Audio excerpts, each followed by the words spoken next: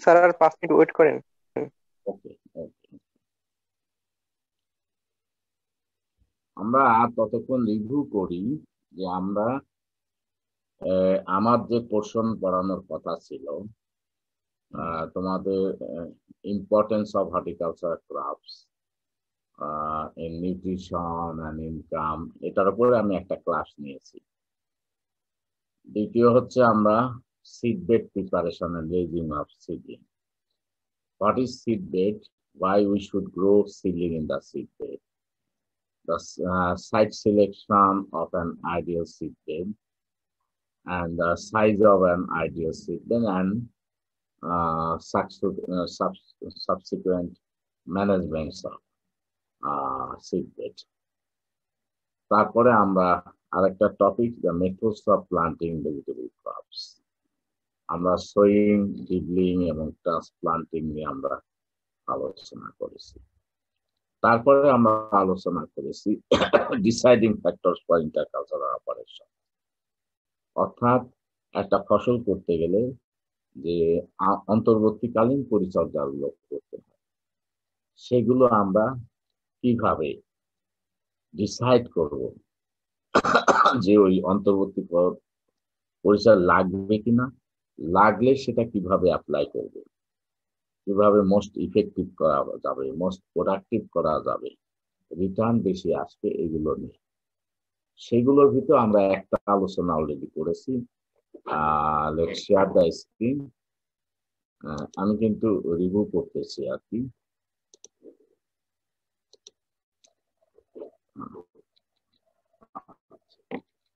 আমরা যদি এখানে শেয়ার করি, আমরা ল্যান্ড প্রিপারেশন নিয়ে আলোচনা করেছি, জমি তৈরি। এটা ফসল, কি ধরনের ফসল, আলুর জন্য একরকম, লাল শাকের জন্য আর এক রকম, মূলার জন্য আর এক রকম, ফুলকপি, বাঁধাকপি, বেগুন, মানে ক্রপ অনুযায়ী তোমার land প্রিপার, texture of the soil, মানে একটা অনুবাদ করছে।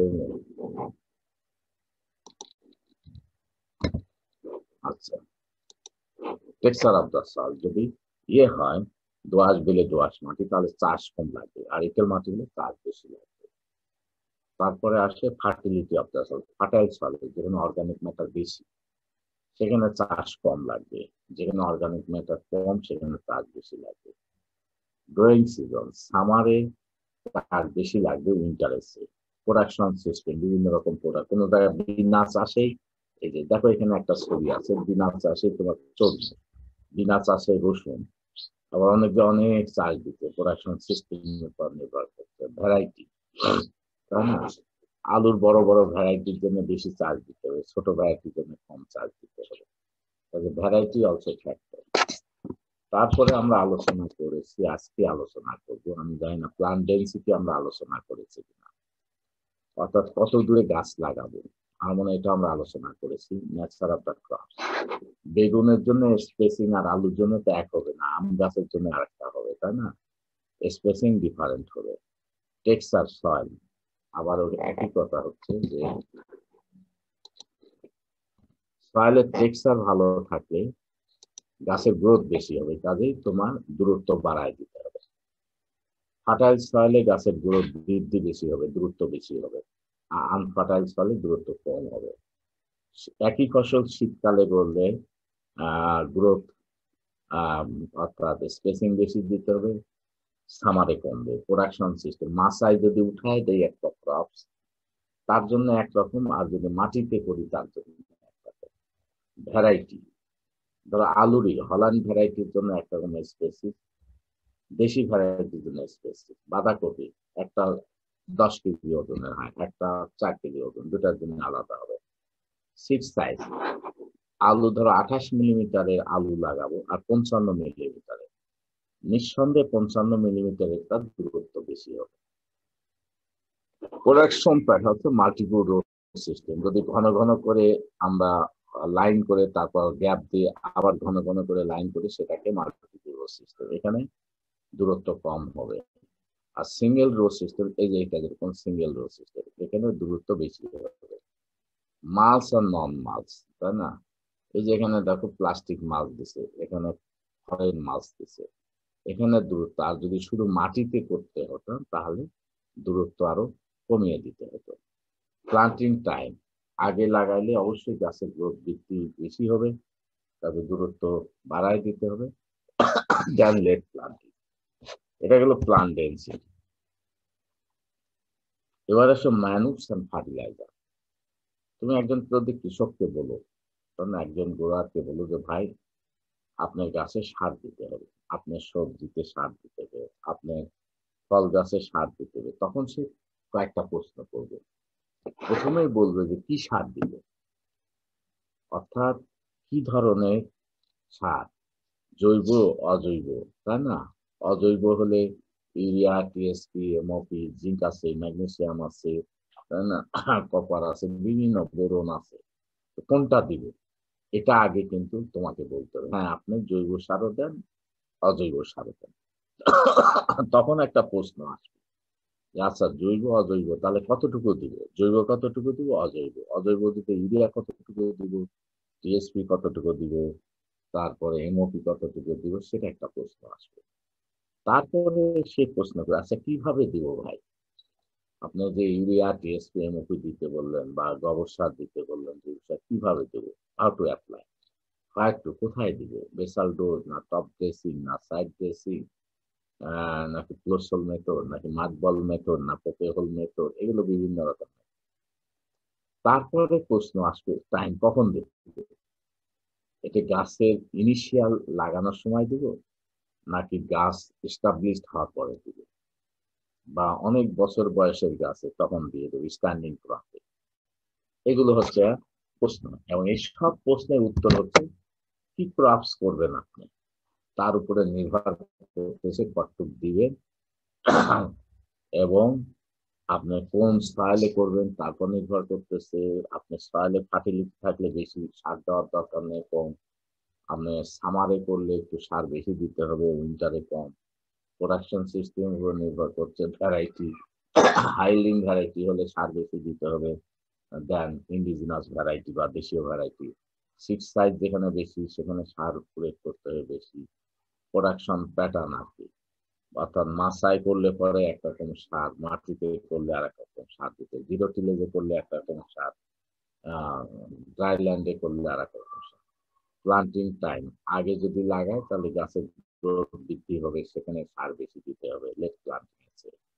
এজ অফ দ্য প্লান্ট, একটা 1 বছর গাছের আম গাছ আর একটা 10 বছর গাছের আম গাছ, কাজে বয়স অনুযায়ী কিন্তু আমাদেরকে দিতে হবে। লাস্ট আমাদের যেটা আছে water manage, irrigation and drainage. পানি যেরকম জীবন, আবার পানি কিন্তু মরণ। অর্থাৎ পানি না থাকলে যেরকম গাছ হবে না, কোনো জীবন বাঁচবে না, আবার পানি যদি বেশি হয়ে যায় তাহলে কিন্তু গাছের ক্ষতি হবে। কাজে আমি পানি কতটুকু দিব, কোথায় দিব, কিভাবে দিব, কখন দিব, সবই নির্ভর করতেছে কি ফসল করব, মাটি কি। অর্থাৎ বেলে মাটিতে কি করতে হবে, পানি ঘন ঘন দিতে হবে। আচ্ছা, ফার্টাইল সয়েলে ওয়াটার হোল্ডিং ক্যাপাসিটি বেশি থাকে, কাজে কম দিতে হবে। গ্রোয়িং সিজন, শীতকালে ড্রাই সিজনে পানি বেশি দিতে হবে, রেনি সিজনে পানি কম। প্রোডাকশন সিস্টেম, ট্রেলিসের উপরে হলে একরকম, মোয়াসাই হলে আর এক রকম, বা মাল সিস্টেম আর এক রকম। ভ্যারাইটিস, অবশ্যই বিদেশি হাইলিং ভ্যারাইটিসে পানি বেশি খাবে compare to local India. Production pattern তাই প্লান্টিং টাইম, আর্লি প্লান্টিং এ একরকম পানি দিতে হবে। এজ অফ দ্য প্লান্ট, 10 বছর গাছে পানি বেশি দিতে হবে 1 বছর গাছের চেয়ে, বা 1 বছরের গাছে ঘন ঘন দিতে হবে বেবি গাছগুলোতে। কাজেই মোরাললেস আমাদের যে এই land preparation, plant density, mannose, fertiliser and water management, সবই মোটামুটি এদের deciding factor, or factor deciding for irrigation and water management or fertilizer management or plant density or land preparation, etc., etc., depends on nature of the crops, texture of the soil, fertility of the soil, growing season, production system, varieties, production factor, planting time. Etcetera etcetera seaside. এখানে প্রশ্ন যদি আসে যে what are the deciding factors for plant density or how a crop receive the spacing or the fertilizer, তখন বলতে হবে এই কথাগুলো। যদি বলে ইরিগেশন ওয়াটার ম্যানেজমেন্ট কিভাবে করবে, কি ধরনের ক্রপস তারপর নির্ভর, কি ধরনের সয়েল টেক্সচার তারপরে নির্ভর করবে, কি ফার্টাইল সয়েল কিনা, তারপরে গ্রোয়িং সিজন কখন করবে, প্রোডাকশন সিস্টেম কি, ভ্যারাইটিস কি, প্রোডাকশন প্যাটার্ন কি, প্লান্টিং টাইম কি, এজ অফ দ্য প্লান্ট, এইগুলো আর কি। This are the deciding factors for general interculture operation. এটাই মোটামুটি আমাদের লাস্ট ক্লাস। তোমার আমি তোমাদের এই স্লাইড গুলো, আই মিন এই নোট গুলো দিয়ে দেবো। আমি মনে হয় কারোর একটা ইমেল নাম্বার আমি পেয়েছি, না হলে কে আমার সাথে যোগাযোগ করতেছে। স্যার আমি স্যার আপনাকে স্যার মেল করে দেবো আমি। আচ্ছা, তুমি তোমার টেস্ট মেল একটা দিয়ে দাও। আমার হচ্ছে MA Rahim1956@bu.edu.bd। Okay sir. ওয়েবসাইটেও আছে। তাহলে আমি সব যেগুলো পড়াইছি আমি সবগুলো আমি তোমাদেরকে দিয়ে দেবো, ঠিক আছে? ঠিক আছে স্যার। মোটামুটি এই আমাদের আর কি। তো আর স্পেশাল ইন্টারকালচার অপারেশন ডক্টর হাবিব সাহেব পড়াবেন আর কি। মোটামুটি আমি তোমাদের ক্লাস এখানে শেষ করলাম। এরপরে যদি সুযোগ সুবিধা হয়, আল্লাহ যদি আমাদের রহম করে সরাসরি ক্লাসে, তখন আমরা ইনশাল্লাহ সরাসরি ক্লাস নেওয়ার চেষ্টা করবো ইনশাল্লাহ। ঠিক আছে, তো সবাইকে আবারও অসংখ্য ধন্যবাদ যে তোমরা যে তোমরা, আমি দেখছি 227 জন এখানে। That's a good number of participant. I am very happy that তোমরা ইয়ে করতেছো। ঠিক আছে, তো সবাইকে ধন্যবাদ। হ্যাঁ, আসসালামু আলাইকুম। কি সৌরভ আমার সাথে যোগাযোগ করো না? জি সৌরভ, স্যার। ওকে জি স্যার, আমি sir. Okay, thank you so much. আসসালামু আলাইকুম। আসসালামু আলাইকুম স্যার।